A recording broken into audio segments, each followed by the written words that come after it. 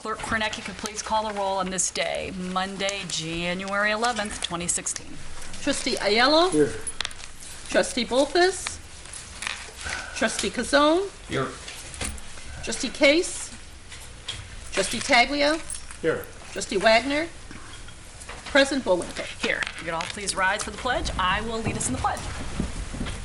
I pledge allegiance To the flag of the United States of America and to the republic for which it stands, one nation, under God, indivisible, with liberty and justice for all. and ask you all to remain standing for one more second. If Trustee Tagley could lead us in the prayer. Certainly. Thank you. Our Heavenly Father, wilt thou be pleased to grant that this meeting, thus begun in order, be conducted in peace and closed in harmony. Amen. Amen. Thank you.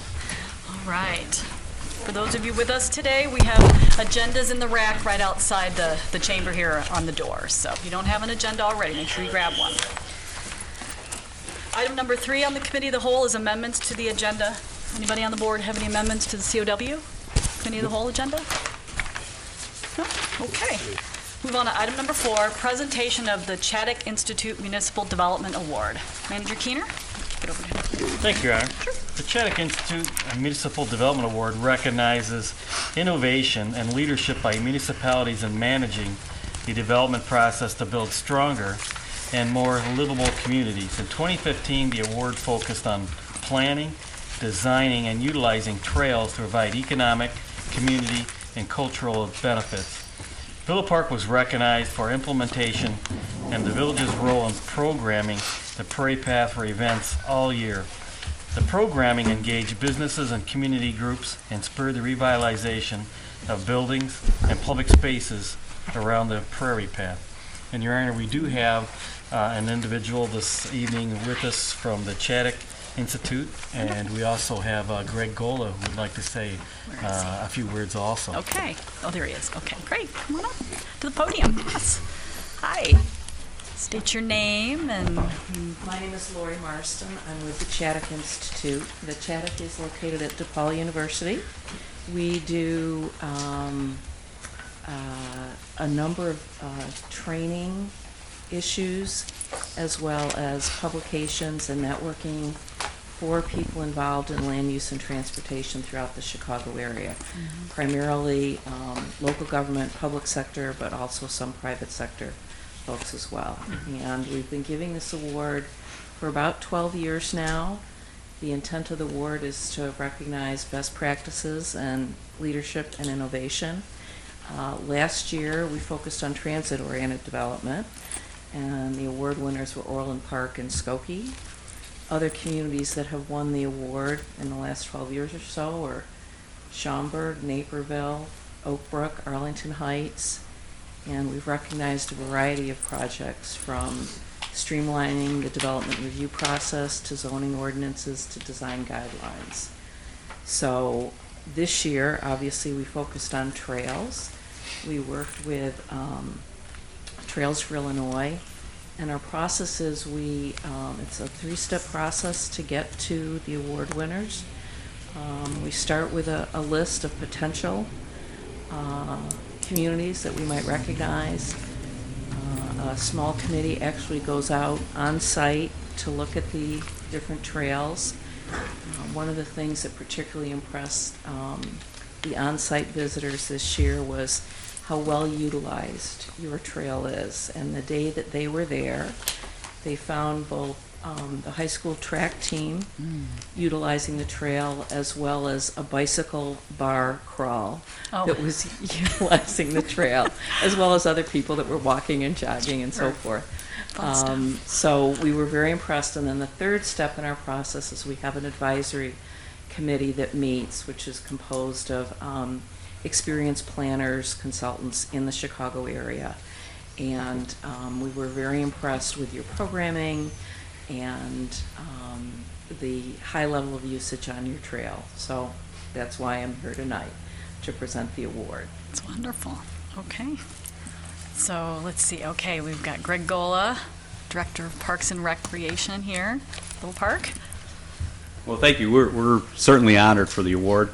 Our recreation department and community groups do a yeoman's job of programming on the Prairie Path. And kudos to the Parks Department as well, because they do a lot of work in maintaining, and I think it's the best maintained area of the Prairie Path throughout the county. So thank you very much. All right, great. Okay, go ahead. Yes. That's fine. Yes. All right, well, thank you. Thank you. I'll probably hand this over to Village Manager Keener later tomorrow, I think. Yeah, right. Maybe I'll stay on my desk.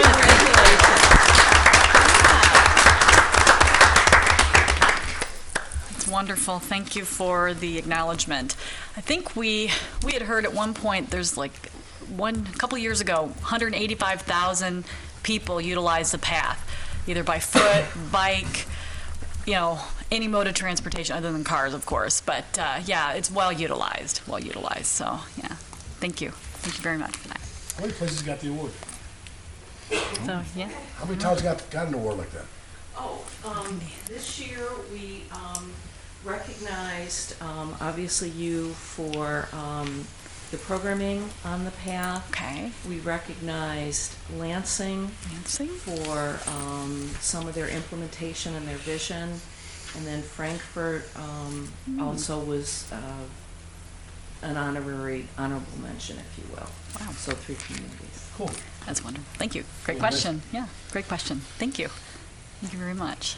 All right. Yay. Give you one more round of applause here.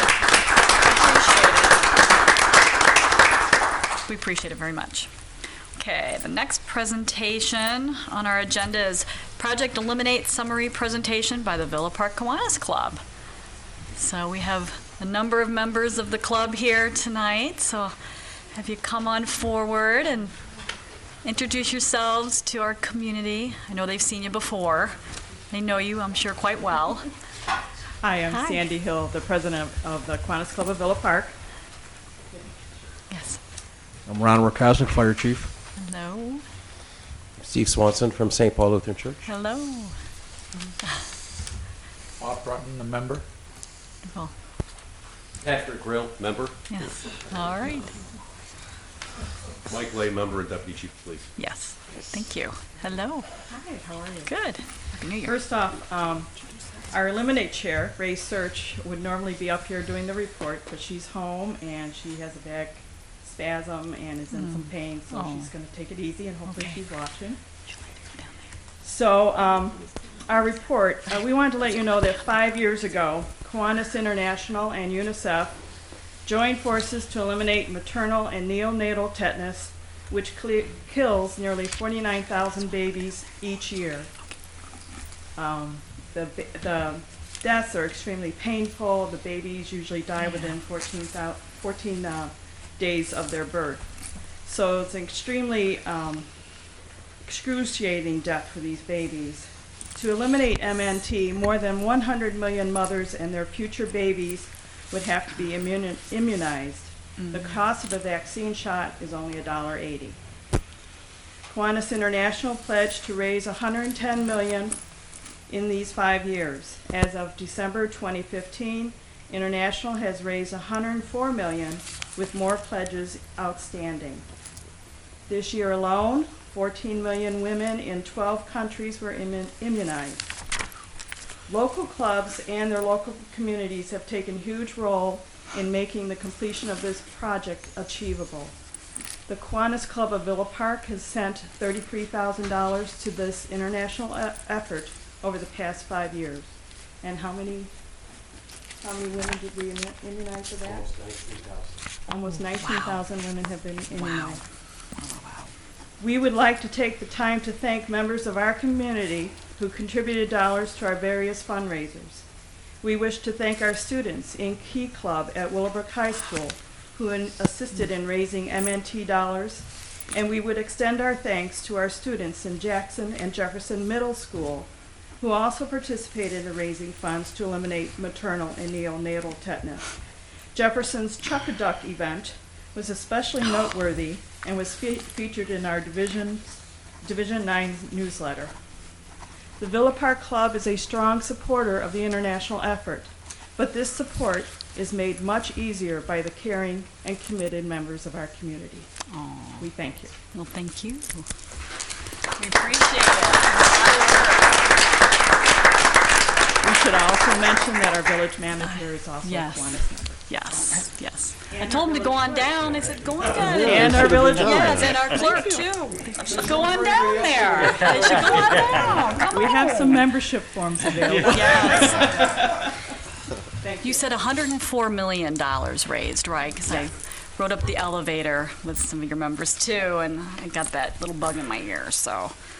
We appreciate all of the efforts for this event, so it reminds me I owe you a donation, so. Yes, yes, yes. So thank you for everything that you all do, very much. Okay, item number 6 on the committee of the whole is discussion only, bring your own bottle, BYOB. Manager Keener. Thank you, Your Honor. The village has received a request concerning Bring Your Own Bottle, otherwise known as BYOB, and staff is seeking direction from the village board concerning this topic. The Villa Park Village Code does not address the practice of individuals bringing alcoholic beverages into non-liquor licensed establishment for consumption, nor does it address the issue of any commercial establishment providing free alcoholic beverages without a liquor license. Thank you, Your Honor. Yeah. Does Deputy Chief Lay want to mention anything about this? Do you want to come up, Deputy Chief Lay from the police department, or our police chief, Bob Pavlicek? Didn't see you back there. Come on up. Would you like to talk a little bit about this? As a staff member, looking for a little direction, some help from the board. It's not addressed in our code. Right. And from an enforcement standpoint, if it doesn't say it's against the law, I can't write a ticket, take any enforcement, nor can we as the village regulate, and liquor is regulated under Right. local control. So I asked the manager and through staff discussions to bring this to the board for some direction. We've got to do something. We've got to say, yes, you can have it and regulate it, or no, you can't have it, and then that becomes the regulation. But we'd like a little direction one way or the other. Okay. Like, yes, who wants to start? Yep, Trustee Wagner. Thank you, Madam Yes, President. we'll go for you first. Did a little reading about this, and apparently a lot of other businesses that maybe you wouldn't expect offer a glass of wine to their patrons. You know, haircut places, et cetera, places where folks go to have their nails done. And talk to some other folks who feel that this would be, could be a way of increasing their business if they allowed their patrons to bring the glass of wine, you know, that they could enjoy at whatever business would be appropriate. And I know there's a lot of restaurants in the city of Chicago that do this. So if we can, my thinking is if this helps our businesses, if it helps them attract more clientele, if properly regulated, I would be in favor of us moving forward with this. And that's all I have. Okay. Trustee Ayala, yes. Chief, are we having other problems now with people with situations where people are bringing their own? I don't have any reported to me. I know it occurs, but it occurs because it's not against the law. But did it create any problems? None that I'm aware of. Any complaints of No, patrons? none that I'm aware Walked of. into a business that's not liquor licensed? and it's- None that I'm aware of. Okay. None that I'm aware of as liquor commissioner. I haven't received any complaints, so.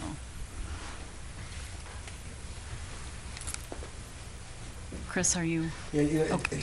I'm kind of torn because I've heard the same requests that Bob's heard. And I was assuming that there was a request because there was an ordinance on the books that said you couldn't do that. But then I found out from previous conversations here that there was no ordinance on the books. So I'm a little confused on what the request stems from and what the reason for the request is. So I'd like to, I'm sure I'd be happy to do this if it's something along the lines of what Bob's saying where it helps out. And it doesn't sound like we're hurting anybody because it doesn't seem like it's coming up a whole lot anyway. But I'd like to hear from more people if anybody's heard of things like this or running across problems.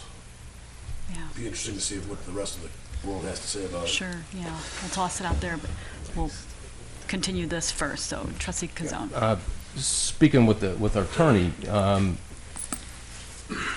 think, do we open up a bigger can of worms by putting an ordinance in of a BYOB versus just leaving it as is, where there's no problem so far? Or because we're either gonna say, we don't allow it, and then nobody can do it, or we allow it and regulate it, which is gonna be, put a lot of time and effort in to the Liquor Commission, probably the police department, or legal department. And once we do that, how's that gonna affect the other businesses that have a liquor license? So are we just better off just leaving it the way it is? We have no problems right now. And if we do, if these businesses that wanna do this, if they start doing it and we run into trouble and the police department says, we're having trouble with these people, then maybe we address it. And that's where I'm coming from, is there an unintended consequence by doing this that we're not thinking of? Well, I'll toss it over to the village attorney for that one. Well, the consequences are, it's like any municipal regulation. Most communities are kind of in the same position that we are. It's really, they really wait sometimes until there's a problem, but many other ones have already recognized it because there's a couple of issues. One, people under 21 coming in bringing liquor. That's always a problem. Over-consuming when they're there, bringing in way too much liquor and drinking there. Bringing liquor after it's been opened back out into the public area. That's another state law and village violation. Yeah. The other issue with most businesses is that your commercial insurance excludes liquor sales unless you have a special endorsement. So those are the kind of issues that when you see the ordinances that many communities have regarding BYOB, it's pretty simple. You got to be 21. You can't bring in too much liquor. A lot of them even have how much liquor you can bring in. You got to have insurance. And lastly, and probably more importantly, most communities want Bassett training for the people that work there, so that they don't consume too much. They know what kind of ID to look at, and those are the kind of things that you would normally see in your ordinance. Whether you pass it now or wait, some communities it depends on whether you're a little more proactive. If you're down the road, if you're concerned.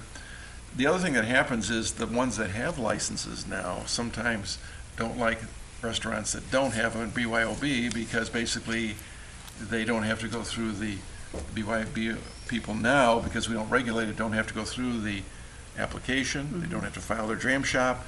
They don't have to pay. Usually there's a much smaller fee, but there's a small fee. Extra insurance. And the insurance, there's definitely a cost for dram shop insurance, and we require that it would be done.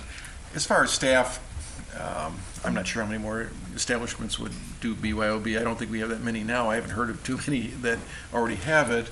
But that's the kind of regulations that you would see. You would see kind of a liquor type license with some regulations to kind of protect the general public. I mean, we don't want people to have too much liquor. We don't want problems with drunk driving. We don't want people underage. We don't want people taking liquor out into the public right away. So those are the kind of regulations that I would put into the ordinance, and I've done for other communities. In general, though, many communities just haven't addressed it, because most ordinances talk about sale and service. If you don't sell it or serve it, which is what this could be, then many times it doesn't fall into your regulations. Now, service can include, though, providing ice, liquor setups, and some of those other things that can get into that. And that's why the ordinances, I like to make them a lot clearer. Either you allow it or you don't allow it. Also for the businesses, I'm sure their insurance agent's going to be real concerned, because if they're providing a glass and ice, or they're opening alcoholic beverages, where that is going to fall under either a host liability type insurance or just under a commercial, if the person gets drunk and goes out and causes an accident, the type of dram shop coverage, that would be their protection. So again, many communities have it, just have the regulations. A lot of them, though, have exactly the same ordinance that we do that talks about selling and serving. So, Mayor President, so if I'm a business in Villa Park that currently allows BYOB, and I have insurance coverage for my building, general liability, and whatever other coverages I might have, except for I don't have dram shop coverage. If someone does get injured as a result of a driver intoxicated while they were imbibing on my premises with liquor that they brought in, I have potentially risk for liability for that under Dram Shop Act? And you don't have insurance coverage because most commercial coverages exclude liquor. So unless you force the issue to have them have dram shop, you know, they may be going after the owner personally, or they may be going after the corporation. There could be some other issues that come up. But it'll be a dram shop action, but there's no insurance to Yeah, protect them. do you know whether you can get coverage with a Dram Shop action, Dram Shop coverage without a liquor license in your? Yeah, most communities, I looked at 5 or 6 different ordinances just real quick before I got here, and most BYOB basically say you've got to have some kind of dram No, shop coverage. what I mean to say is, Mostly. does the carrier allow you to buy the coverage if you don't have a liquor license? I think all the communities that require dram shop require some kind of a license, so I guess it doesn't really happen. In other words, But we wouldn't require me, under my hypothetical, to have Dram Shop coverage now. Correct, right now you wouldn't. But if I wanted to, thinking ahead, I can go buy that Dram Shop coverage even though I don't need a license. Correct. I would hope. That's be the safest Right? approach, Yeah. Okay. yes. But you're not required. But current liquor license No one's holders required, now right. are But required. it's an option for the owners to go get their Dram Shop coverage even though they don't have a liquor license. They can still get the coverage. Right. Is what I'm trying to get at for anybody that might be thinking about it. And I'm assuming the insurance is going to be much cheaper because you have much less involvement, because you're technically without a liquor license, although you're involved because they're coming to your establishment, they're drinking. Right. Are they of age? Have they had too much to drink? Those kind of issues. Understood. Okay. Can get Thank sticky. you. Do you have anything?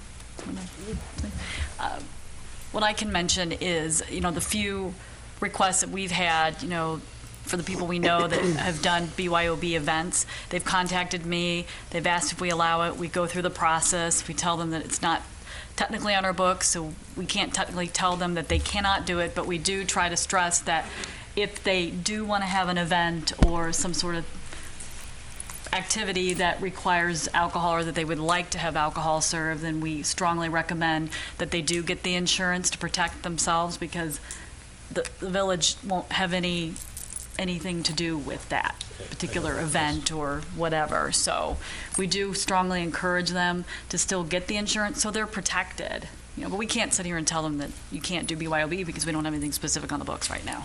Madam President? Yes, Trustee I just have a Tagliaferro. question. You know, we talked about this before, and we got a lot of answers that were not exactly accurate.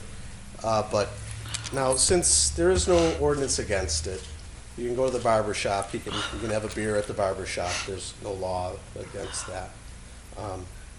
I've never seen anyone drink too much at the barber shop or act recklessly, so hopefully that doesn't happen. But my question is, the store owner who asked about this, I was told that if we enacted BYOB, ironically, he wouldn't be allowed to have a BYOB license because you're allowed to smoke tobacco at his store. Is that true? Sure. Go ahead. There are a lot of liquor, in addition to the liquor rules, there are some other Well, yeah, rules. that's yes or no.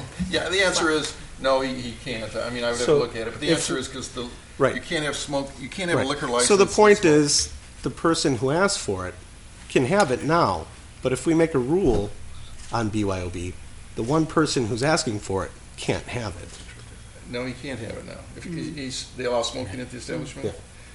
The rules, the smoking rules say that if you allow smoking, you can't have a liquor license. Well, there is no license requirement for BYOB, Well, you can't have any liquor. period, not even BYOB. I would think there'd be no Is liquor. that true? I can look Okay, into it. 'cause I I'm mean, I gonna check wasn't it. asked that in advance. Okay, but well, I can that sure look was into the it. main question I had asked last time, so. Okay. It's in Kathy's memo. Kathy did write a memo. Did she put anything in there on Yes. that? Yeah, There are a couple of towns. that- actually, but we should clarify that. Yeah. Just to I mean, clarify it. I guess Kathy was here last time. The Smoke-Free Illinois Act prohibits retail tobacco stores, which I guess this is, Yeah, permitted to sell, burn, or smoke tobacco from holding a liquor, food, or restaurant license. So that's the issue about the license. But you're saying if we don't have a license, can they do it? That I would have to, we'd have to look at that. well, I think the whole thing here is, the only reason we're talking about it is because there was this request. And I'd hate to say the answer to this request is we make regulations and now he's the only one who's not allowed to Yeah, have right. it. Yeah, that It's would just, be, it seems like just ridiculous. I need to look in the face, yeah. yeah. Under that circumstance, yes, That's interesting. it is. Yeah. got one question. Yeah, now. sure, go for it. There was Westmont that I saw has one that seemed to be saying it allowed it, and I may have misread it because it came out of context, that was related to a smoke-related business. My understanding is that Westmont passed their BYOB in order to allow smoke shops where you could go there, smoke a cigar, cigarettes, or whatever else, hookahs, or whatever else you're smoking, pipes, and have BYOB on site. I don't know if there was something, I'll have to look back at that ordinance, but there is something in Westmont that's up and running, as an ordinance anyway. I think it depends on the type of license, maybe the issue. It can't be a true liquor license because that is prohibited by state law. And I think the same applies with food and restaurants, just because of the smoking side of it. But we can look into that. BYOB be considered a true liquor license in the context, in the sense that you just referred to it? Yeah. Maybe? It depends, I think is the answer, because Okay. state law doesn't provide for BYOB license, and doesn't even regulate BYOB. Okay. There's no state commission issue with BYOB. Oh, if you call the state commission, they will just say, talk to your local municipality. Okay.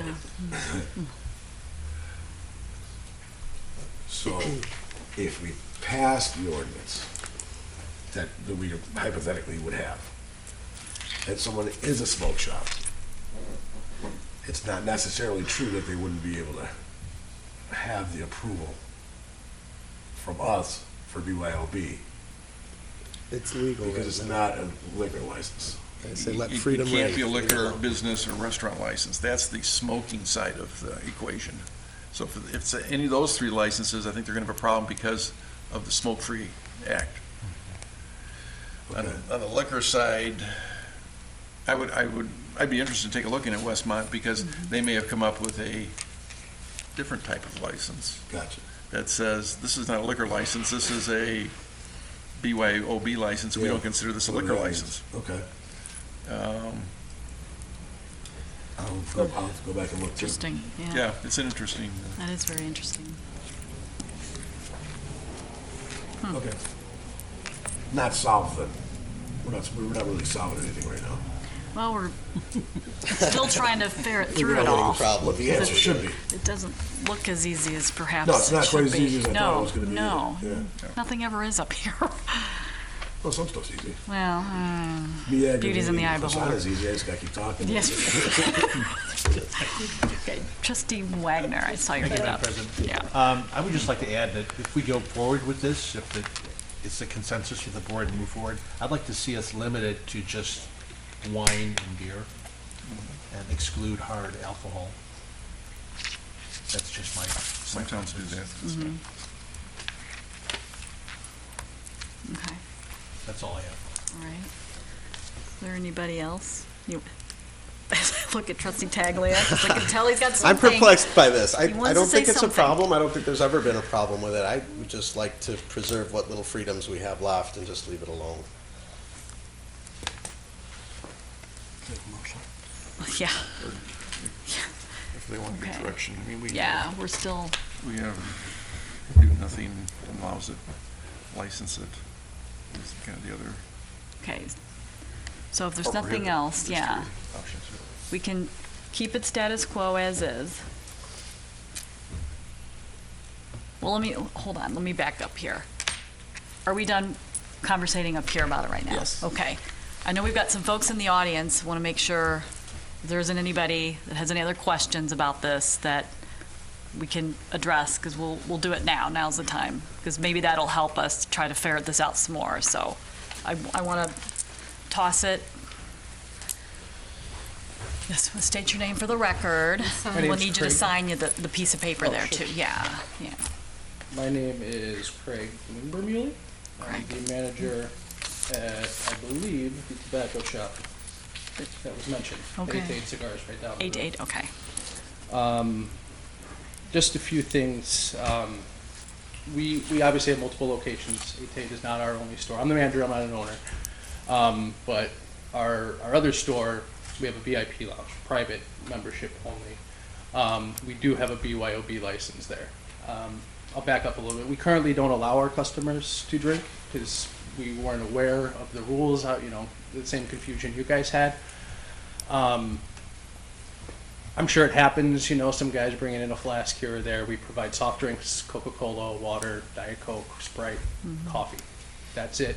We don't sell it, obviously, for ratio reasons, the way tobacco has to be sold. We have to keep our percentages right. So can't sell food, liquor. You guys know that. That's nothing you guys don't know. But at our other place, and several other places throughout the state, I know you guys mentioned Westmont. They are another one with a big VIP lounge. There's a license that they have written in both at our other location, Westmont, downtown Chicago. There's many stores that allow it there. Biggs Mansion, I believe, is the newest one. Yeah. But it's written where it doesn't, it's not written as a liquor license. It's written as BYOB is permissible. Over at our other store, we actually have liquor lockers that we can sell to our members where they can keep their liquor. A lot of guys like a nice, fine scotch, fine whiskey, fine bourbon to go with their cigar, wine, beer, all that stuff. So just speaking on behalf of us, if it's not illegal and we can allow our customers to do it as it is now, we have no problem with that, excuse me. But, with the city side of things, I mean, there's money to be made there. We pay a license, and it's not cheap, to have the BYOB license elsewhere. So, by all means, if we could have it free and not be breaking the law, that's no problem with us. We don't want to break the law. We don't want to do anything wrong. We don't want anybody getting in trouble. Right. At the other store, we are very meticulous on carding people. Obviously, they come through our front door. To gain entrance to the VIP lounge, you either have a member, so you have a carry card, so you have to be 21 to be a member, or if you're new to the location, we have a free lounge too, but also we allow, first-time users of the store to check out the VIP lounge and stuff. We card them. Obviously, we see outside of a flask or something if they're bringing their bottles, whatever, and obviously we card them there. Sure. Our under 21 is very low as far as our customer base. It's a much older crowd, I would say the majority are 30 plus.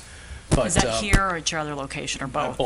Both. In fact, the other one's probably younger. Where's your other location? That one is in Countryside. Countryside, okay. Yeah, and we also have one in Forest Park. That's our other retail location as well. But yeah, both of them have a BYOB license in place where we are legally allowed to let our customers bring their own stuff. I know it was mentioned, beer, wine, not hard liquor. Hard liquor is probably the most common at those other stores, it being scotch, whiskey, bourbon. You don't see anything other than that. You see wine, obviously. Nice. There's a lot of wine. But basically for us, the biggest thing is advertising. We do a lot of events. I'm sure you guys are aware of them, our Father's Day event, our Christmas event, and things in between. But we've actually run into a problem with what you guys mentioned, people having tastings. You know what I mean? There's a lot of distilleries around, smaller companies that will come out and they want to do tastings with us, that they literally require either a BYB or a liquor license to do the tasting. So we've had to turn them down in the past saying, hey, there's nothing we can do here. They care as much about that as they do the insurance for it. So I don't know if we have a copy of our other BYOB licenses, because I think they were in place with the respective cities before we applied for them, being a Countryside and Forest Park. But I know the one for Westmont was essentially written for the store that you mentioned, the ordinance was. And it's a public document. I mean, I'd be more than happy to bring a copy whenever, but it's written in there, solely for, I think they have it broken down even to the size of the store, things like that, Okay. So it was written almost specifically for them. But I mean, just for the record, we'd be more than happy, whatever works, as long as, the biggest thing for us is advertising it, right? We didn't want to put, hey, you can bring your own scotch to our Super Bowl party. Hey, right. You can bring your own wine to our event, if we didn't know it was illegal or not. And I don't know even if can we advertise that even if there is no BYOB anything in place? I don't know. So, you know what I'm saying? So that's our biggest thing is putting that out there to our customers, because obviously we lose business to other places because, you know, 4 guys want to come out, they want to bring a bottle of scotch. I don't know what I can tell them, but up until now, we've told them, no, you can't here. And, you know, that's a lot of revenue we're missing out. So I want to actually ask the village attorney the answer to that question. Well, right now, that's why the chief and I had discussions on this. Our ordinance really doesn't address the issue. So if we don't address it, that means it's permissible. So technically, even under these circumstances, technically, Not technically. they could do, because we don't have anything technically on our books. What he's describing does not require a liquor license under the village code right now. Okay. And that's part of the discussion for the board. Do we want to require a license? May not be liquor, but it may. No liquor license. I have something to add, Madam President. Are you done with your Yeah, thought? yeah, Okay, that's all right, okay, yes, go ahead, yes, Okay, please. so it sounds like Trustee Taglier. the need here is that we need a license for tasting events, because this is not the first person I've had say that they need those. So is that something that we can do to make a not liquor license, but like a tasting event license? I don't know how you could do that. Most towns have, if you want tasting, it is a liquor license, It is a because liquor you're basically But then again, it's serving. not applicable to a tobacco consumption business. Yeah, we could not have a liquor license Right. because Right, we are tobacco. So how Right, do that's other where it towns gets do it a where little they can have these tastings at your store? We use the BYOB license is acceptable for those tastings. The So a fact- BYOB license covers the we tastings? don't. There is some companies still don't do it. Most of them do, especially the smaller ones. But some of the bigger ones will avoid it because we don't serve. We never touch the alcohol. You know, we'll provide glasses. We'll provide ice. That's the extent of it. My view here is that I want to help the business owners, because I don't think this is an issue or a problem in Villa Park. What I would not like to see happen is needless regulations be passed that don't help anybody. Sure. And I'll be honest, speaking on behalf of us, if I can't do the tastings, that's fine. You know, I mean, I'm sure there will be some companies out there that I can find, and because that would be 2-3 times a year at most. As long as we know that we're not breaking any laws by letting our customers drink, you know, that's fine with us. You know, if it comes in the future where we would have to apply for a BYOB license, if that comes into place, that's fine. You know, that's not a problem. And if that is, you know, admissible to where we can do tastings as well, that's a plus, you know. But from our standpoint, as long as we're not breaking any rules or getting in any trouble, and I can advertise to my customers that we can, you know, because we quite honestly, this isn't public, but we want to do some expansion to our building and put a VIP lounge like at our other store because of how successful it's been, right? So we want to provide that. It would be pointless to do that if the customers can't have their high-end alcohol with them. You know what I mean? It's just the attraction is not there. But as long as we can legally, that's what we're looking to do. You know, that's that the other store does double the revenue that this store does. You know, so that is just nothing but. I mean, we would love to double our business at this store and for this village. Yes, Yeah. yes, of course, please. Trustee The village Ayala. attorney's not going to answer the question of, can we advertise BYOB in Villa Park, in our Villa Park's location? Really what you're going to need to do is ask your attorney whether you can, and tell your attorney that we've said that there is no BYOB ordinance in the village, and there is no BYOB prohibition ordinance in the village. And then giving him that information, in light of that, can I advertise? And he should be able to give you the answer. You're not going to get that from here because it's legal advice, and then you've got a village attorney giving you legal advice, bad idea. I understand. So even as much as he wants to and is struggling to try to find a way to say it without saying it, Right. ain't not going to cross that line Sure. because it's a problem for him. Sure. But yeah, the whole point of me saying that is to. I understand why, because I like a yes or no to that question. I'm not even looking for a yes or no. I just want to make sure that, okay, we know going forward now we're not doing anything wrong. And when I say advertise, it's basically telling our customers, yes, you can. There's nothing illegal about doing something. Sure, but illegal. I would hate for us to start putting that on our emails, on our flyers, and you guys start getting calls, hey, they're allowed alcohol. You know what I Right, mean? right, yep. I don't want that to be a problem, Right. I guess is what I'm saying. But So, yeah. Yes, Thank you. Manager Keener. And perhaps we don't have a BYOB in place, and certainly bringing it in may not be illegal, but bringing it out maybe. Sure. So I just wanted to point that out. Yeah, and I'll be 100% honest, I've been the manager there for a couple of years now. The only time we've ever had trouble was in the parking lot. It's been because I told someone, hey, you can't drink here.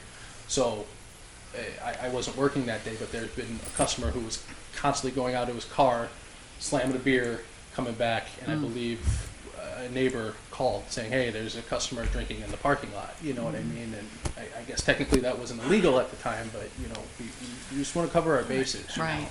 know. We don't want the neighbors around there or the businesses around there seeing that. So if I can tell them, yeah, it's okay in here, that won't happen. So. Quite frankly, as a liquor commissioner, I'd like to know where we stand too, Sure. because more and more requests are coming in.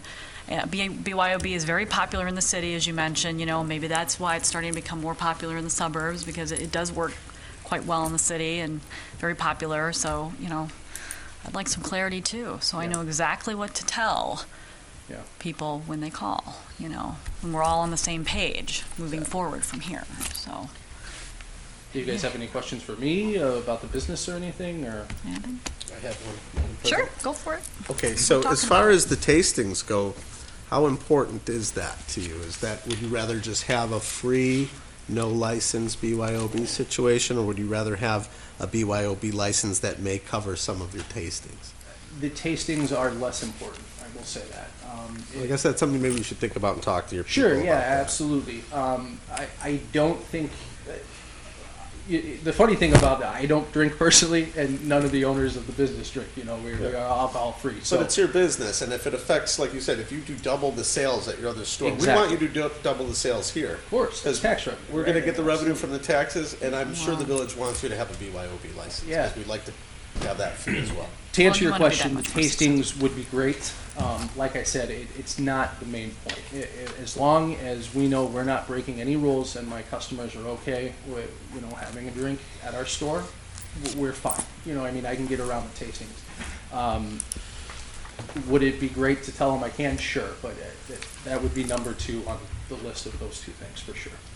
Okay, thank you. No problem. Yes, trustee One question. Gazon. One of the things that was brought up earlier in discussion was insurance. What kind of insurance do you have at your other facility for the liquor? Because you're not serving it, but most commercial insurance does not, it excludes liquor. Sure, I know we have, That's the dram I don't shop. know the exact type of insurance, I'm not an insurance expert by any means, but I know we have insurance essentially covering us in case of any, as you guys mentioned before, somebody having a little too many and then leaving the property. I'm not the owner, I don't know if that's an umbrella policy for all locations or just the ones where we have the BYOB license, I'm not sure, but I am positive we have that written in at least for those stores. So it's something that's available to us, you know. Yeah. That's good. Yeah. Protects you. Very. Yeah. Okay. Anybody else? Okay. Anybody else in the audience who wants to add anything about this? Thank you. Really quick. Okay, thank you.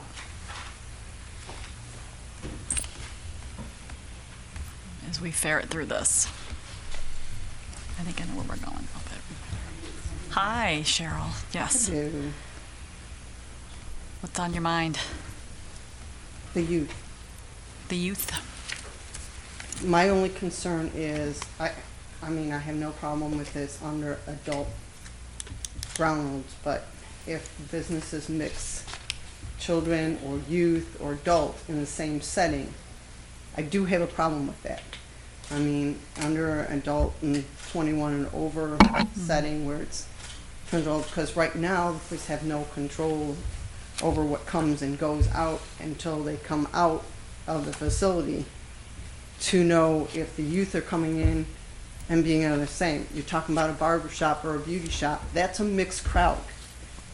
that you're offering, if you offer a facility to bring in, you're supposing the youth and the kids to an atmosphere that maybe is not an elusive for them to be there under. I mean, understandable if it's done in a home setting, but if you allow a business to do that with a mixed population, that's another whole different story, okay? I mean, I'm speaking on, I understand the concept of wine tasting and concept of the adult population enjoying a setting where they can sit and smoke and have a drink together, just the same as a beer, a bar setting would be. But, and maybe it hasn't come into effect now, but if we open it up and other establishes found out we're going to do a BEI bring your own, are we going to have somewhere down the line to regulate what type of businesses can do it? Because if you've got a mixed crowd going on, that could be a totally different situation that we're opening, as you say, a can of worms for. That's my only concern, because now you're allowing possibly children and kids in an atmosphere that isn't right for them. Right, absolutely. Anybody on the board have anything? Any comments about that? Trustee Wagner? Well, not about that specific comment, but if we move forward with this, I would like to see maybe some sample ordinances from other communities to see how they have structured the whole process. Yeah, the three that he mentioned, I'll get those and we can review those and see how they crafted it to get around the issue of smoking and liquor license, because that's a problem. Okay, anybody else?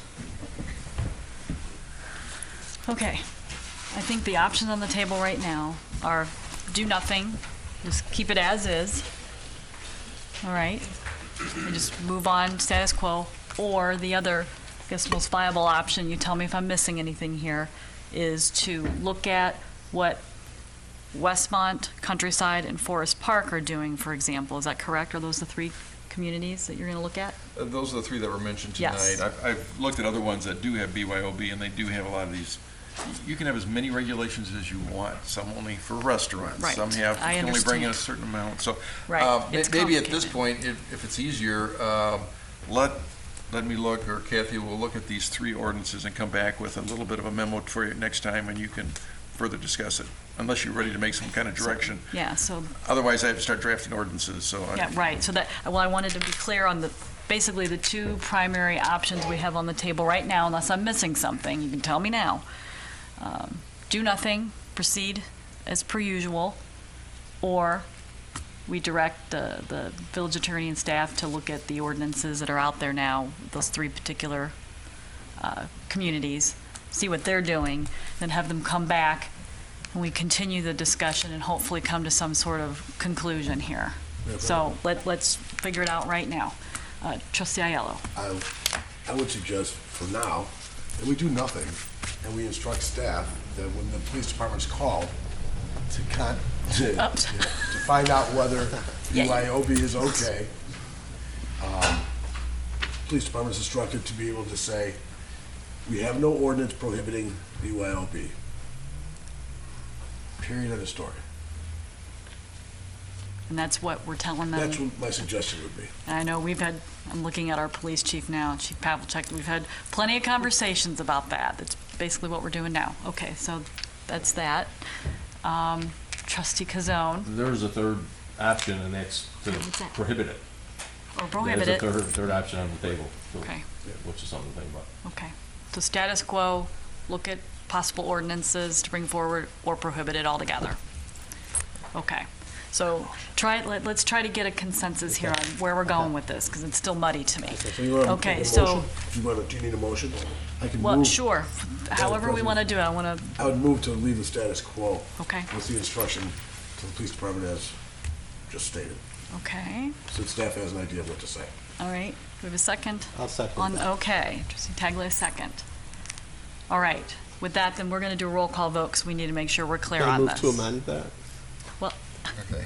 You just Okay. Without the You- yeah, police thing. Right, you just, oh, anywho, yeah. Can I get a second on that, Chris? Well, they're looking So- for direction. Right, yeah, no, we need, I'm gonna leave them squash on. that one, yeah, no, They got no. enough to do. We need to give very clear direction, because I get calls about this too, and we all need, the board, everybody needs direction on this, because it's time. Okay, so we've got the motion on the The motion table. Almost seconded, not quite. Well, yeah, let's make sure we're clear. We can't make it muddy up here now. So your motion is, we're going to move forward, status quo, do nothing. But as requests come in, the liquor commissioner and the police together will tell the requestee how it works, basically. They can do what they want because we don't have anything on the books that prohibit it. So, and we have a second on that. Second. Trustee Taglia. All right, we're going to do a roll. Discussion? Okay. I would just like to say that I don't think we know enough to say we shouldn't leave things as is. I think there's more information is required. I don't want to belabor the point, but I just think we need more information. It would be helpful to see what other communities do, so. I agree. Okay. So Trustee Taglia agrees with that. Okay. Well, since we have a motion on the table, let's do a roll call vote on that to see where we stand on that. Okay? Let's just see where we go with that. Okay. Yes. Yes, let's do it. Okay, Trustee Taglia. Yes. Trustee Aiello. Yes. Trustee Kazone. Yes. Trustee Wagner. No on this motion. President Bullwinkle. Yes. That's what it is. So, yeah, we have 4 then. So that means right now, status quo, and the onus will continue to be on the requestee in regards to responsibility and whatnot, but we don't prohibit it per se because we don't have anything on the books that specifically prohibits it. So, status quo. But Sorry, Madam President, I think the requestee would be the person that's getting the request. That would actually Well, be the police requester, chief. yes, okay, technically, yes, requester, so. okay, the I thought entity I might have requesting, misheard. yes, I'm sorry, yeah. No, the- no problem. The entity requesting the BYOB, whether it be an event or whatever, comes to the village, comes to me, comes to the police department. We explain to them what we've been explaining all along, just there is nothing prohibiting it, you can move forward. We would strongly recommend that you get insurance to protect yourself, because the onus is on you. So, that's what we've been doing all along, so, okay? So that's where we're at right now. Okay. That concludes that, and we finally have some clarity on that then. Okay, item number 7, discussion only. We're still in the committee of the whole. Direction on vacation of a portion of Harrison Street right-of-way. Manager Keener. Thank you, Aaron. The village has received a request on vacation of a portion of Harrison Street right-of-way.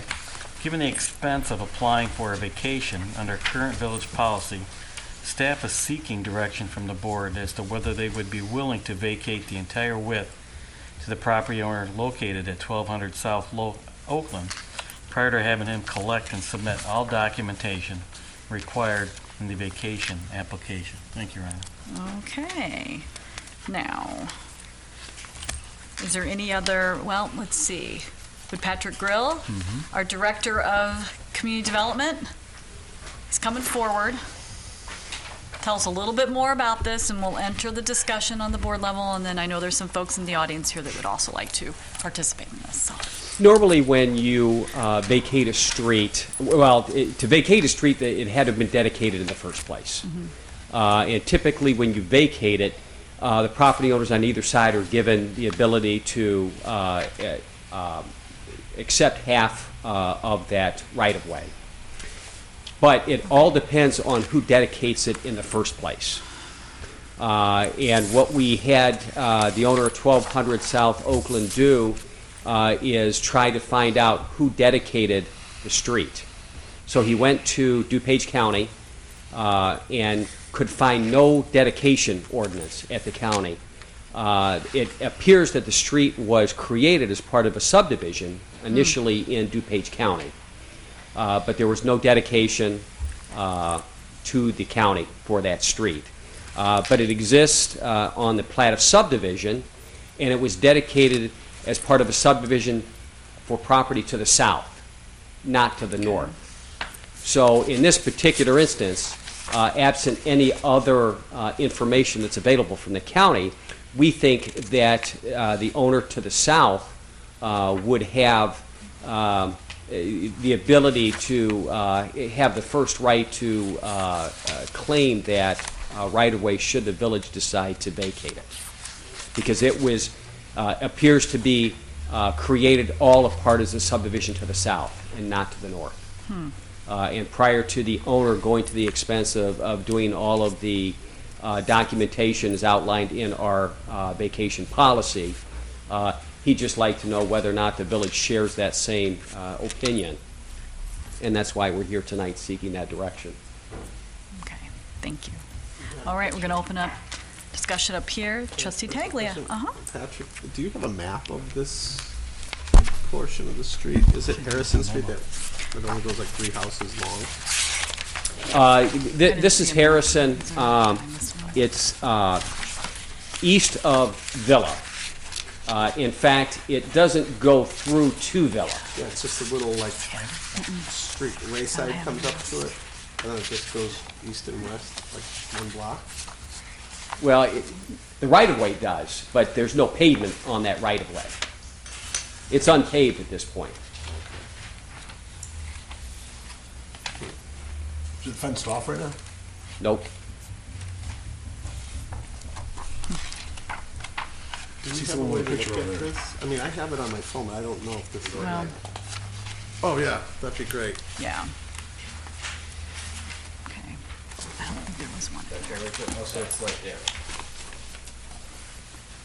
No, we're not talking about the entire one. We're only talking about this one right here.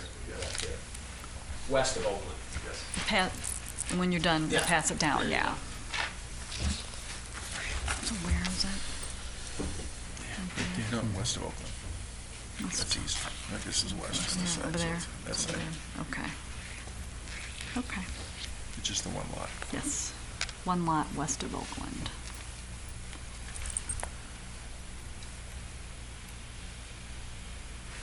Okay, Just- yeah. Just- Any, Just a comment. sure, please, Yeah, while they're just looking. Just a quick comment. The Go ahead. state statutes, Patrick's entirely correct. State statutes provide that on our ordinance, when we would vacate it, if we provide that how the road is to be divided, that's how the road will be divided. So if we say all the road goes to the south or the north or goes 50-50, that's how it would be divided. The statute also talks about the village has the right to seek any kind of consideration for that vacation if we would want to. So that's kind of the other aspect of it. But it is a decision of the village board as to how that street will be vacated. Okay. All right. Well, we're not Trustee taking it- Ayala. We're not taking that, sorry. No, go for it. No, We're not please. taking it all the way through though, just to the, No, in fact, the right-of-way doesn't exist all the way through to Villa. Yeah. Street is that?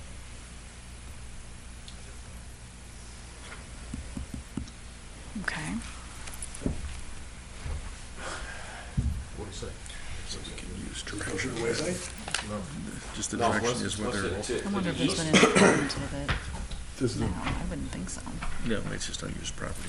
The platted direction is whether it street. all goes to the south. Go through the or 50-50 wayside. split. I think that's the only 2 options. Is that to the east? That would be to the east of.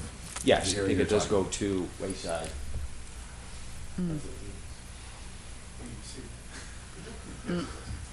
Yes. about. That's what that one's telling, that's what this Yeah. picture's telling me. But we're only talking about that portion that is west of Oakland. And And because the right-of-way doesn't exist all the way through to Villa, the chances of Yeah, gotcha. that being Okay. paved is, Right, we're not going that way. Yeah, no. So Patrick, this would be like an alley except for it's just grass and trees. Is that Correct. That's what's there now? And we want to Trees, put for in sure. an alley, no, a driveway, nope. a street? No, the chances of the village putting in a street, So, it would go nowhere. all right, so I guess I'm just a little confused. What do we want to do with this property? Right now, it exists as right-of-way. Yeah. Uh, So it's just and there kinda it if we belongs needed to to the do- village. Right, and if we Uh, needed it, we'd like drive a maintenance truck in there to dig a hole or something? Conceivably. Certainly, we have that right because we own the right-of-way. Okay. But the fact of the matter is, We don't as need- right-of-way, it doesn't generate any property tax. It's not on the tax roll. So The our resident owner to the wants- south Yeah, has requested that the village vacate that. and just give it to him? Well, that's up to you. No, You okay, don't have I'm to just just trying give to it. understand the He's just situation. trying No, to- I get yeah. that. I just want to understand exactly what the request is. So Uh, the resident wants the property? Correct. Okay. We should sell it to him. Well, we have a vacation policy, and it requires that the owner, prepare plats, also get an appraisal of property. Okay. So, All right, I think I got it. and then you Thank can decide whether or not you want the appraisal price or something less or something more, Got it, thank you. Okay. This may or may not be a dumb question, but I'll just mention it. Does this area, that particular parcel in particular, flood ever? I mean, do we ever have any issues with lots of water there? No, because we have a lot of water in Villa Park. You never know. I've seen new areas of town up to my hips, so, no problems with flooding. Okay, that's nice to know. We have one dry area of town. There's one. Oh, okay, just want to put out there, because we talk a lot about flooding up here, so. Okay. Yeah, trustee Gazon. What kind of area are we talking about, square footage wise? It's know? 40 feet by 150 feet. Okay. Yeah, 40 this- foot wide right away? 40 So it's feet by almost a lot. 150 feet. It's almost the That's size of a lot, a little bit narrow. It's in the memo there, yeah. Okay, got it. 40 by 150. Thank you. It is not big enough to meet the Yeah, it's a just. lot requirement. Got it, it's a yes. little narrow, yeah. Yeah, it is. Okay. To go to your Anybody? question, the issue is could it be used for stormwater detention? I mean, Well- ask me to staff, that's what you should, that's the Okay. question. All right. A follow-up to the flooding question I just put out there. Could that be used for stormwater retention? Too small? Too small? Yeah, it's Okay. smaller than a lot, yeah. Okay. Check mark. Okay. Anybody else have anything else about this? Should be fine. Oh, Trustee Wagner. Thank you, Madam Make President. sure we got everybody. How many other plots of other areas like this do we have in the village? I would imagine on the south end of town, there's probably a few, aren't there? An undeveloped right-of-way? Yeah. Offhand, I don't know for sure. Vitas Jaskalis, our Director of Public Works. We have many areas of vacant right-of-way throughout the village. However, this is a spur. We do not have too many spurs where there's just a dead-end piece of right-of-way. Most of our vacant right-of-way is contiguous from one street to the other. Oh. So this is kind of a unique situation in that it doesn't go through to anywhere. It's just a dead end. Okay. All right. Anybody else? Trustee Wagner, sure. Now's the My time. preference would be to maybe, I don't know if it's not too costly, to get some sort of appraisal and to see what it would be worth to the property owner to, for some, some amount to, convey this to him or her. In the staff memo, I believe there was the village's current vacation policy attached to it that does require an appraisal be done. Okay. Yep. Yeah. You're referencing the one from 2004 that we've had on the books basically since 2004. Correct. Right, so, okay. Yep. All right. Any other questions? We've got some folks in the audience here from the area, so if you have anything else you want to ask or say, now would be the time during discussion. Come on up. Give you an opportunity before we wrap this up. Yeah, good. Thank you for your autograph there.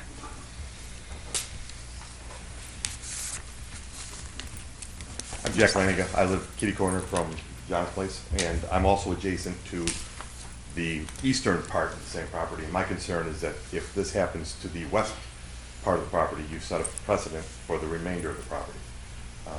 As you saw on the map, it goes for another 5 lots on both sides. So there's a precedent-setting thing that has me concerned. because right now my neighbor is 46 feet away from me, and if he were to get that property, he'd be 6 feet away from me. And they're very nice people, but 6 feet is a little closer than I bargained for in 1988.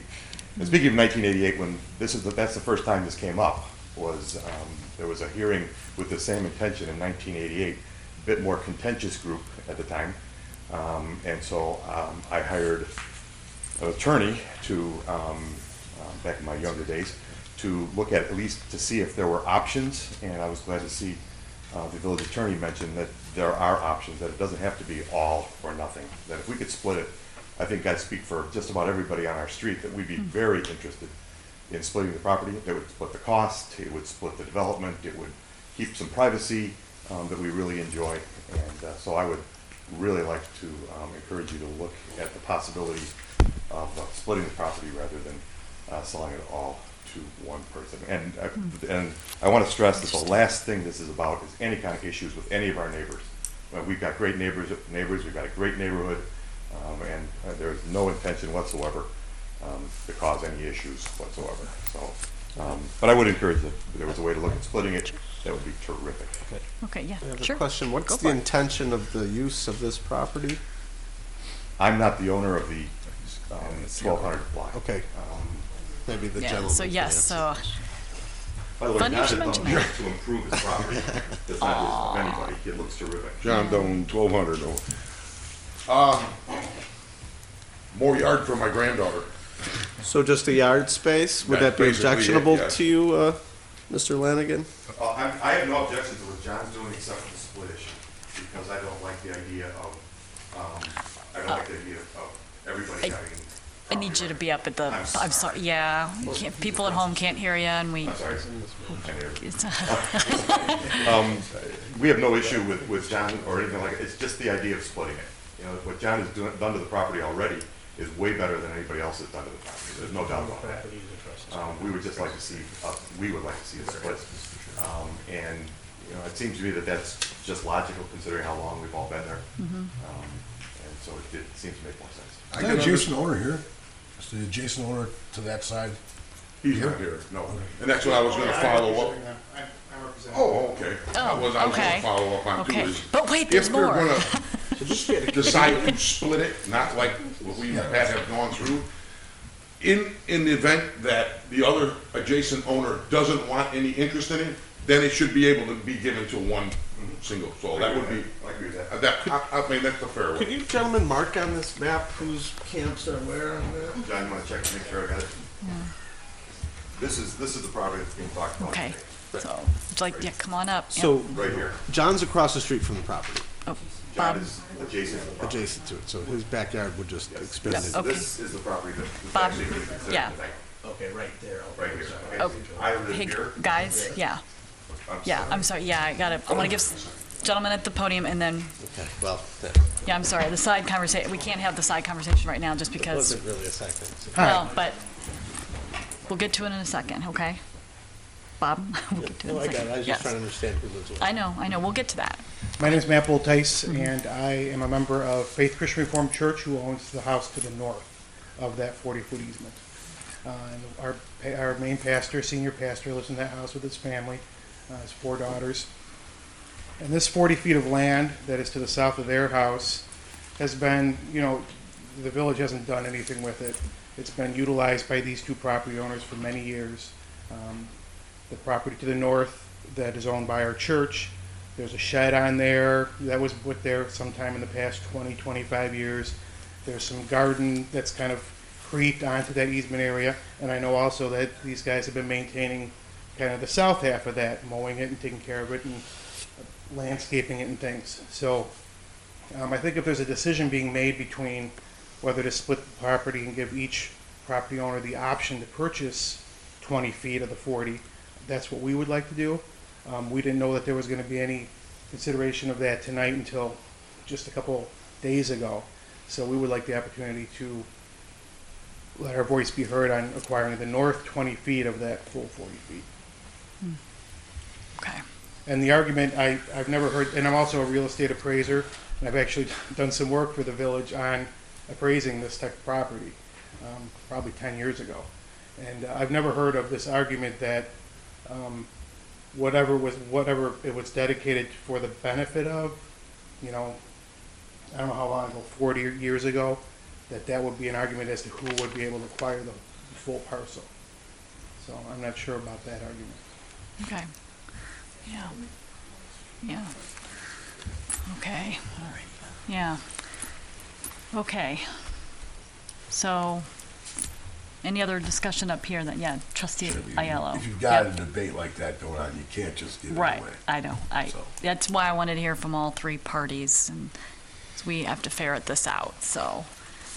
And we'll get clear on all the parcels and everything, you know, that'll be part of what we talk about and figure out here, so we won't neglect that, okay? Yeah, because that's a very important part of it. But at the same time, if I may, Sure, of course, please. if you can come up with agreement among the parties that are adjacent to this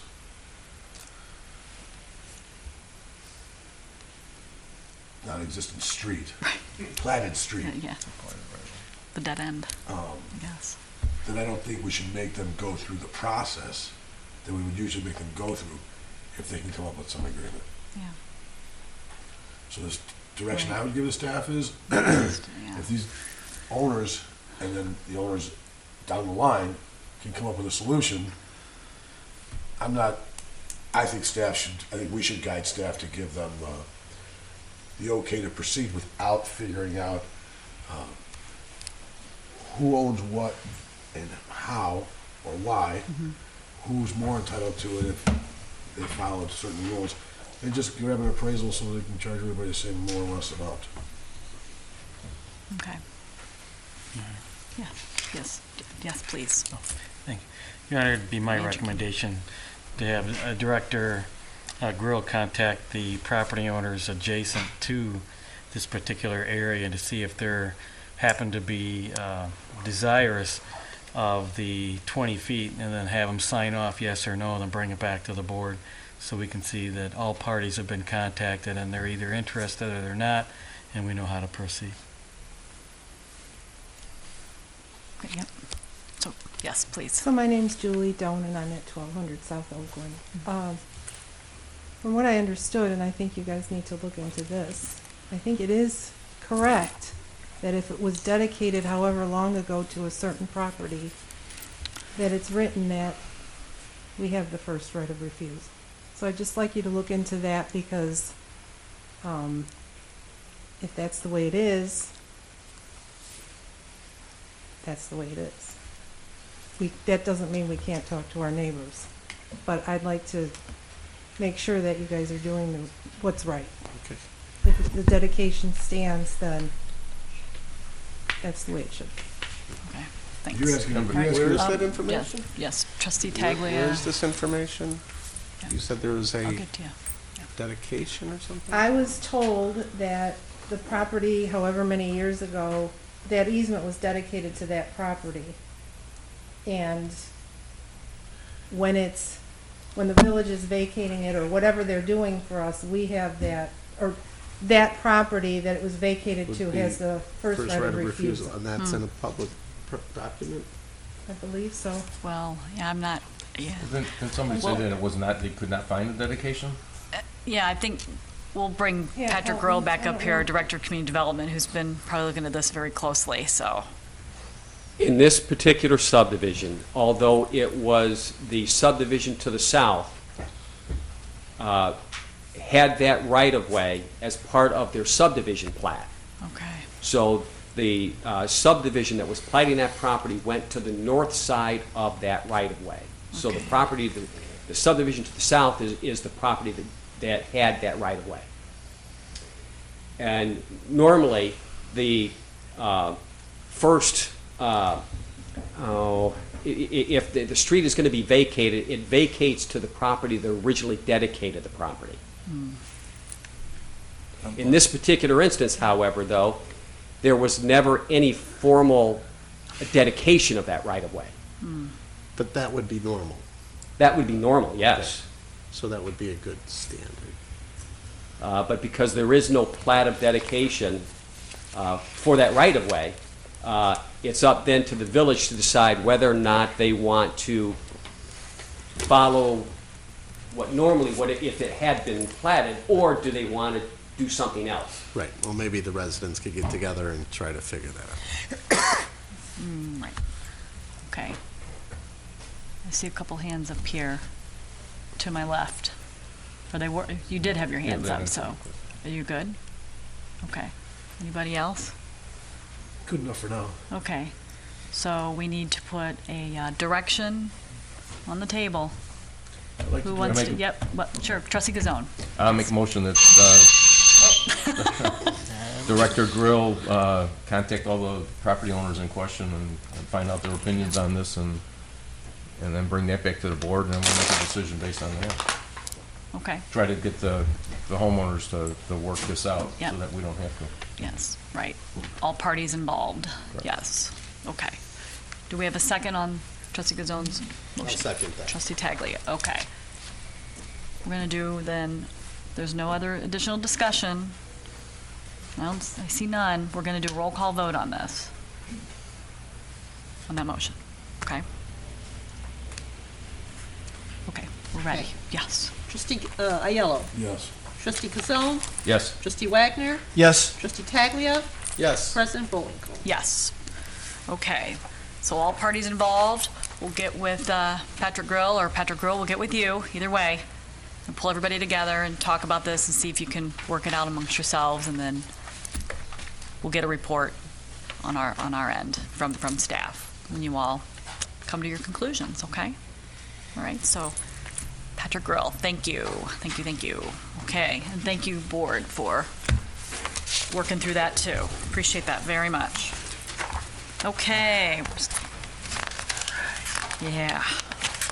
Item number 8 on the committee of the whole. We haven't met in over almost a month, so it takes a little while sometimes.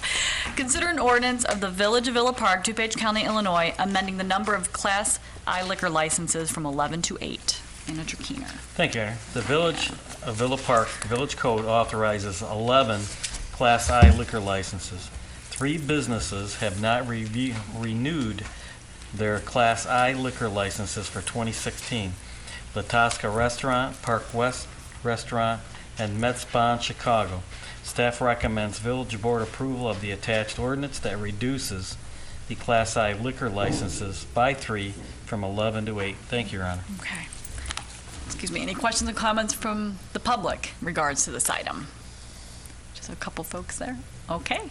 No? All right, questions and comments from the board? I have one question, Yeah, Madam Trustee Taglia. Is there another kind of liquor license these restaurants have, or is that their only liquor license? That's the only liquor license, Your Honor. So without those licenses, that means those restaurants don't serve alcohol? Unless it's BYOB. Yes. I thought I'd put that in there. And they've- I've been paying attention, Your Honor. And we've had yes, you Let have. freedom ring. Yes, you. And these establishments, we've had contact with them, and they know that we're talking about this tonight, and they know that we're reducing liquor licenses based on their requests. They've requested that they don't want any liquor license. They don't want. Yep, I know. Just saying. So they're very well aware of this. That's why we're talking about it. Okay. So, okay. Yeah, Trustee Actually, Gazone. do we know what dates do they expire? January 1. But January 1. They're January, 1 year, okay. yeah. 1 calendar year, so. Okay. Yeah, I know. That's just saying. Okay, anybody else? Okay, we're gonna roll call vote. Trustee Aiello. Yes. Trustee Kazone. Yes. Trustee Wagner. Yes. Trustee Taglia. Yes. President Bullwinkle. Yes. Okay. Item number 9 on the committee of the whole. Consider a resolution of the Village of Villa Park, DuPage County, Illinois, authorizing change order number 1, which is final, to the contract between the Village of Villa Park and Denler Incorporated for the 2015 crack sealing program for an adjusted final contract amount of $129,838.08. Manager Keener? Thank you, Your Honor. The village has a contract with Denler, Inc. of Monica, Illinois for the 2015 crack sealing program. Proposed final change order number 1 consists of additional quantity of crack sealing, which was completed on Ardmore Avenue. The net amount of the proposed final change order number 1 is an addition of $19,414.08 for an adjusted final contract amount of $129,838.08. Thank you, Your Honor. Thank you. Any questions or comments from the public regarding to this item? Okay, seeing none. Anybody from the board? Questions about that? Trustee Aiello. They already did the work, right? Your Honor. Oh, yes, please. Yes. Yes, they did, and what took place is they actually went to another community, had some extra quantities left over, and we wanted to use those quantities to finish Ardmore Avenue, so we had them come back to finish the entire avenue. Thank you, Your Honor. Sure. You didn't need us, do you? Well, sure, we had to adjust the contract. Yeah. Yes. Yes. Yeah. Contract adjustment. Yes, it's good. We're talking about it. Okay. Anybody? Oh, Yeah. They wanted a contract adjustment. yeah, it's good. Close enough. Anybody else? We good? Okay, roll call vote. Okay, trustee Kazone? Yes. Trustee Wagner? Yes. Trustee Taglia? Yes. Trustee Aiello? Yes. President Bullwinkle? Yes. Item number 10 on the Committee of the Whole, consider a resolution of the Village of Villa Park, DuPage County, Illinois, authorizing change order number 1, final, to the contract between the Village of Villa Park and G&M Cement Construction Incorporated for the 2015 Concrete Street Improvement Program for an adjusted final contract amount of $1,122,301.08. Manager Keener. Thank you, Your Honor. The village has a contract with G&M Cement Construction, Inc. of Addison, Illinois for the 2015 Concrete Street Improvement Program. Proposed final change order number 1 consists of the final balancing of contract quantities as measured in the field. The net amount of proposed final change order number 1 is a deduction of $96,057.07 for an adjusted final contract amount of $1,122,301.08. Thank you, Your Honor. Thank you. Any questions and comments from the public about this one? Nope. Okay. Questions and comments from the board? No? Okay, well, Sure. Go for it, Trustee Aiello. does this contractor have anything to do with our fire hydrant that's a little off? Ardmore that's just off the... Ingress, egress? Yeah. No. Okay. Thanks. Thank you. You're welcome. Yeah, okay, yeah. That's a relief, okay. Okay, anybody else? We good? Okay, roll call vote, please. Trustee Kazone? Yes. Trustee Wagner? Yes. Trustee Taglia? Yes. Trustee Aiello? Yes. President Bullwinkle? Yes.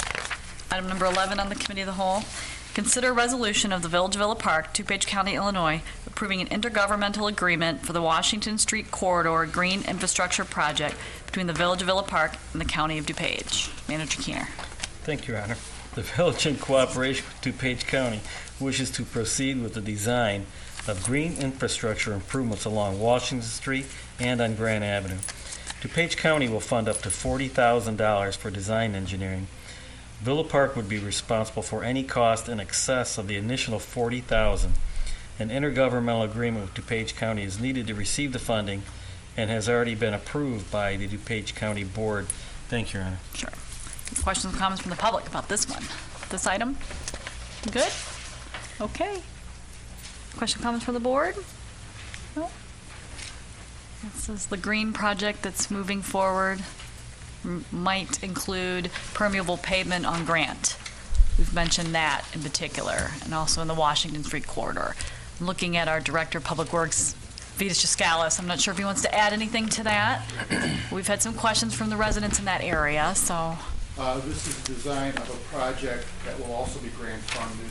We are to be receiving $1.5 million in grant funding, $1 million for the green infrastructure, which is this design effort, and then another $500,000 for the Jackson drainage area, which is going to be a separate project. But this covers the $1 million of construction grant funds that we're seeking to get from the county. We're waiting for the final HUD approval to move forward with that project. Great. How long does that normally take? Well, I mean, I know you don't have a crystal ball, but what's... Well, it's a community development block grant type fund. Oh, okay. So Okay. county is handling all the paperwork on it. The county has already started the phase 1, the Okay. environmental assessment, so they're anticipating the funds being available. We'll have 4 years to spend the funds. Okay. You do not want to take 4 years No, to spend the funds. no. We would like to move as soon as we can get the the design completed. Absolutely. I know the residents in that area would like that too. We get a lot of water in that area. Ugh. Okay. Thank you. Anybody else? We good? We good? Okay. Roll call vote. Okay, trustee Taglia. Yes. Trustee Ayello. Yes. Trustee Wagner. Yes. Trustee Kazone. Yes. President Bullwinkle. Yes. Okay. Now we are going to convene to the formal agenda. Okay. My paper shuffling here. Okay. Top of the formal, item number 1 is Village President's Report. Just have a few things, so bear with me here. My usual, any updates from staff in regards to, I know we're in the dead of winter right now, but if we could talk about kind of what's going on. I know there's some engineering. I know, you know me, I got to ask these questions.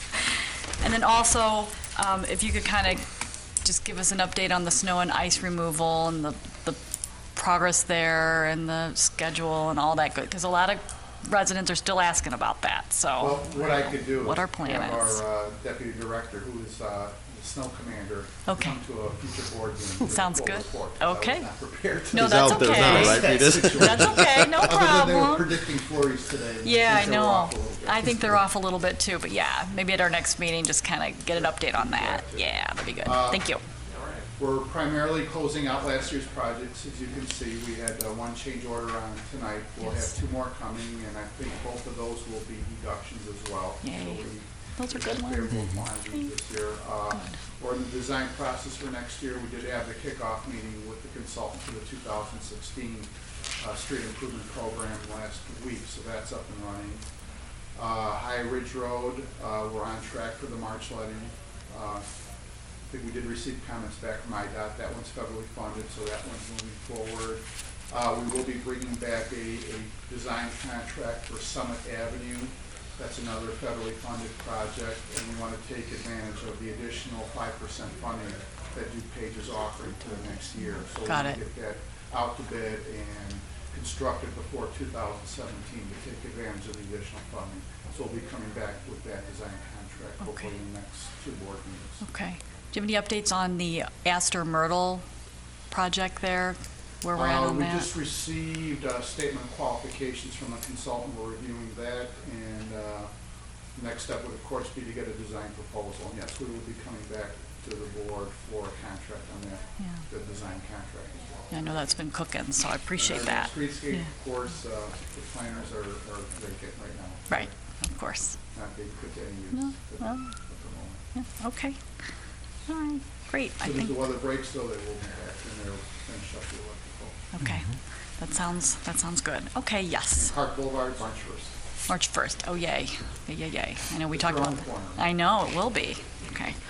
Thank you very much for that. Okay, just a couple other items here. Just want to just remind the residents and business owners if you could please clear your sidewalks. I know, we're in the dead of winter, and every year I make the same announcement to just do your very best to clear the sidewalks. We have a lot of pedestrians that walk to the train station or walk to the store. A number of our pedestrians are seniors, and it's very hard for them to navigate, and they have to walk in the street, and it's just, I've gotten a number of complaints about that. So if you could please just remember to try to clear, takes 10 minutes, get the shovel out, try to clear a walkway for the folks that are utilizing the sidewalk there, so. I'm on a timer too. I love it. I turned my ringer off then. The board's like, whoo, got a couple more things. Also want to just put a reminder out there, Christmas tree recycling. You probably, if you're on Facebook, if you've liked the Facebook page or the Village's Facebook page or received Twitter announcements, that type of thing, that Roy Strom will be picking up Christmas trees during the first 2 full weeks of January, so it'll take you through Friday, January 15th. So if you have any trees left in your living room or wherever, trees will be collected on the same day as your regular trash pickup. Please remove ornaments, lights, wiring, and any decorations. Remove plastic bags and any string or wires used to move the trees to the curb. So put them on the curb. You have until this Friday to have them dump it for you. Okay. Also, another really hot topic in town is our rail crossings. They are blocked all too frequently by basically broken down freight trains. We just had one of our most recent situations, had our train crossings blocked for 4+ hours. That was as a result of, technically as a derailment. 2 of the metal wheels cracked. And so Union Pacific had to wait for the metro traffic to clear in order for them to bring in their crews to replace the broken wheels. So that was kind of, I mean, we've had a lot of, I guess, straws that have broken the camel's back, and that was probably the very, very last straw. So we are planning a meeting with Union Pacific legislators, of course, village staff, to really ramp up our talks. A number of us have been in contact with our Union Pacific reps, for example, myself included, several times. We're going to really put the due diligence process in fast gear, sit down and see what we can do about doing our due diligence and finding some solutions to what we need to do moving forward to get an underpass or grade separation here in Villa Park. It's a process that takes a long time. We realize that. However, the train traffic isn't going to end. In fact, we have, 200 freight and passenger trains that come through Villa Park every day, and we're really feeling the effects of that. It's gridlocking our town. The residents can't get around. Our first responders can't get around. There's nothing more disheartening than when you're sitting at a crossing and you see a ambulance with the lights on the other side. Not to say that we don't have coverage, but that just makes your heart sink when you see that, and I have seen that. So we are doing what we can to really ramp up those conversations and see if we can not get something moving with that. So we'll continue to keep you posted, but we are very aware of the situation. We're distressed by it just as you are, and we're doing everything we can to get things moving on that, okay? Also, just wanted to mention that in the spirit of, it's tax season right now, we have an announcement about this on our website, but we've been warning residents about telephone scammers claiming to be with the IRS. I've actually received a call. I don't know if anybody else on the board has received a call, but somebody pretending to be from the IRS and stating that, I'm in big trouble, and the calls are coming in at 4 a.m., 5 a.m. in the morning. They're a scam. So if you happen to receive a phone call like this, you can call the police and let them know. For sure, you can call 911, but certainly you can go to the IRS website at www.irs.gov and read more about this scam. But if you know you're not in trouble, you're probably not in trouble. So just be aware that this is happening. And then finally, one more thing, just wanted to mention that the Technology Center of DuPage, which is located at 301 South Swift Road in Addison, they're going to be holding its annual community open house on Wednesday, January 20th from 6:30 to 8:30 p.m. The high school career campus offers 21 advanced career programs from engineering to EMT to culinary arts for high school juniors and seniors in the DuPage County area, which includes District 88, which is why I'm mentioning it here. Earn high school credit, free college credit, and career-related certifications while still in high school. Interested families are invited to see the Technology Center in action.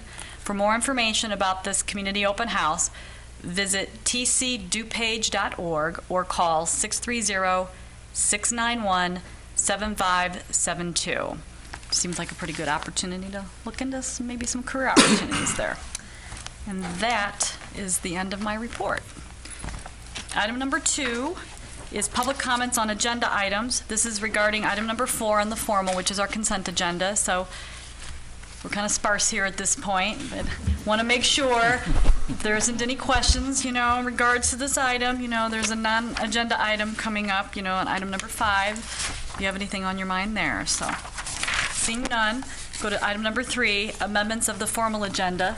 Anybody have any changes to the formal? You good? Nope, I don't think so. Okay. Item number 4 is the consent agenda. This is A through G. I'll just read the headings really quick for the record in case we have some folks tuning in, didn't hear the first part of our meeting.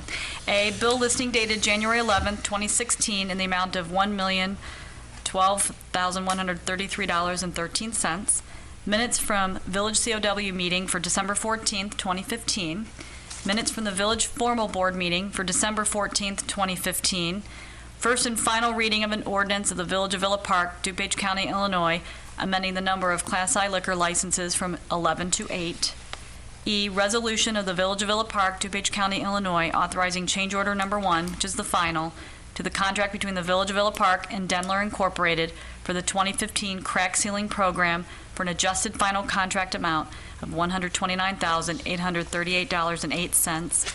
F, resolution of the Village of Villa Park, DuPage County, Illinois, authorizing change order number 1, also final, to the contract between the Village of Villa Park and G&M Cement Construction Incorporated for the 2015 Concrete Street Improvement Program for an adjusted final contract amount of $1,122,301.08. And G, resolution of the Village of Villa Park, DuPage County, Illinois, approving an intergovernmental agreement for the Washington Street Corridor Green Infrastructure Project between the Village of Villa Park and the County of DuPage. Motion on the consent agenda. Anybody consent? Madam President. Yes, Trustee Gazone. So moved. Okay, do I have a second? Second. Trustee Aiello, okay. Any additional questions, comments? We good? Okay, we're gonna roll call vote. Thank you. Trustee Aiello? Yes. Trustee Kazone? Yes. Trustee Taglia? Yes. Trustee Wagner? Yes. President Bullwinkle? Yes. Okay, item number 5, public comments on non-agenda items. Have anything on your mind for non-agenda? Good? Okay. Have to ask. You're the last man standing here with us tonight, so, okay. Moving on then to item number 6, village clerk's report. Do you have anything more? Oh, you good? Okay, thank you. Item number 7, village trustees report. Since Trustee Tago's all by himself over here, he's got the corner office, I'm gonna go to my right here. All right, You have anything for us? Yes, Madam President. What's One up? thing. Euros for Heroes, this Saturday, January 16th at the Villa Park VFW from 11 a.m. till 6 p.m. So come out and have a Euro for lunch, come and have a Euro for dinner. Both would be great. Support the troops, and hope to see everyone there. Thank you. That's great. Yummy. All right. Thank you very much for that. Okay. To my left, Trustee Gazone. Just one thing, Parks and Rec Commission will have their monthly meeting tomorrow night, 7 o'clock at the Iowa Center. So, haven't had any public people there for the last few months, so it'd be nice to see some people coming out there with their comments. And Yeah. 7 o'clock at Iowa Center. Okay. Thank you. Thank you for being our liaison to that. Appreciate that. Okay. Trustee Wagner. Thank you, Madam President. Just a couple things. Just to let members of the public know that the Traffic and Safety Commission will have their meeting tomorrow, January 12th, here at Village Hall at 8 p.m. And of course, members of the public are welcome. Just want to offer my congratulations to the Villa Park Public Library on the blood drive that they had over the weekend. I understand it was well attended. And if you're looking to make a New Year's resolution, maybe you might resolve to give blood. The folks at LifeSource say that they're down to a 3-day supply of blood, so which is kind of critical. Yeah. And I know that the Village of Lombard has a blood drive coming up, I think, this coming weekend. So, in that same vein, just wanted to let folks know, if you go to the library's website, they're in the process of evaluating their facility, and they're going to have a series of open houses at the library. The first one coming up is January 18th from 1 p.m. to 3 p.m. and then from 7 p.m. to 9 p.m. And they're seeking input from the public about different facility options for the library. And also, there's an online survey that folks can take if you go to the library website. And I've asked this question before, and this has to do with the message that we get with the village water bill that says there's no warning going to be given. If you miss a payment, you risk getting your water shut off. And I just wanted to know if we've had any any issues like that? Have things been on even keel, or have we had any issues where people have missed their payments and we've had to shut their water off? Yes. Yes, there have been folks who missed their payments or have not paid, and their water has been shut off. Some come in at the last minute, and the water obviously does not get shut off. Some pay late, and we have to call a crew in to turn the water back on. We have no complaints about the notification process. Okay. Have we noticed, has there been any kind of spike in that? Has it been one or two a month, or? I think, if I'm not mistaken, for the month of December was 30 out of 7,000 accounts. Okay, that's all I had on that. And my last question is, we have this steering committee for the CMAP grant about our ordinance overhaul. When is that process going to restart? Have they scheduled a meeting for January? I'm sorry. Your Honor. No, sure, please, go for it. That's a very good question, and I'm sure Director Grill would like to respond, but I'd like to add something before he does, that due to the state's financial and precarious situation, that a lot of funding comes from the state to CMAP, and there's some issues right now with reimbursement for activities, and we're going to fall into that crack and crevice where they're not going to have enough funds to reimburse. So, Director Greer, would you like to expand a little, please? I have had some conversations with Kirk Bishop of Duncan and Associates, who has said he has a meeting scheduled this week with CMAP to discuss it, because they have a number of projects with CMAP, and CMAP is behind in their payments. But he did assure me that the meeting for next Tuesday is still on, but after that, he doesn't know until after he has this meeting with CMAP this week. Okay, so meeting next Tuesday, where and what time? 6:30 here at the COW. Okay. All right, that's all I had. Thank you. Okay, you're welcome. Trustee Allo? No report, thank No you. report? Okay. Then we'll move on to the village manager's report. Well, Your Honor, everyone stole my thunder, so I'm passing this evening. We did. Okay. All right, thanks. Okay, village attorney's report? No report, You good? thank you. Okay. All right, then item number 10 is consider executive session, A, 5 ILCS 120-2, C1, personnel matters and collective bargaining, B, 5 ILCS 120-2, C5, purchase or lease of property, C, 5 ILCS 120-2, C6, sale or lease of property, D, 5 ILCS 120-2, C11, pending litigation, E, 5 ILCS 120-2, C21, discussion of closed session minutes, F, 5 ILCS 120-2, C28, meetings between internal or external auditors and governmental audit committees, finance committees, and their equivalents. We have a motion to convene to exec session. Madam President, I'd like to make that motion. Trustee Wagner, yes. Do we have a second? Did I see your hand up? Yeah, I'll go Okay. second. Trustee Taglia, okay. We'll do a roll call vote then. Trustee Aiello? We only have 4 people here, 3 trustees, so no. Trustee Kazone? Yes. Trustee Wagner? Yes. Trustee Taglia? No. President Bullwinkle? Yeah, exactly. So I'm going to say no. It doesn't matter if I say yes or no, because we don't have enough votes. So I guess, yeah, all right, so no problem. We have another meeting coming up, so with that, yeah, it's okay, it's okay. We will now, I guess I'll entertain a motion for adjournment then. So who wants to, we're going to. Madam President. Yes, because we're not going into exec session now, so. That we close. Okay, do I have a second on adjournment? No? I'll second the Nobody wants to motion. do, okay, like, Required, y'all but just I'll want to make a hang out, second. I guess. Okay, we're going to do roll call vote then for adjournment. Okay, Trustee Kazone?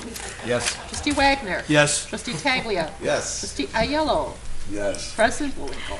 Yes, okay. We'll see you, okay, we are adjourned. I agree with you. We'll see you back here on Monday, January 25th, 7:30 here at Village Hall. So, good night, everybody. Still waiting to get paid from your client. Yeah.